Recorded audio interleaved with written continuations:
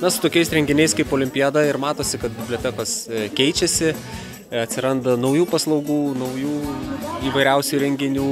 Šiais metais Olimpiadoje dalyvavo daugiau negu 17 komandų, bet atvyko 17. Tikimės, kad kitais metais pasklidus žiniai apie šį renginį ir jo gerą nuotaiką dalyvaus gerokai daugiau komandų.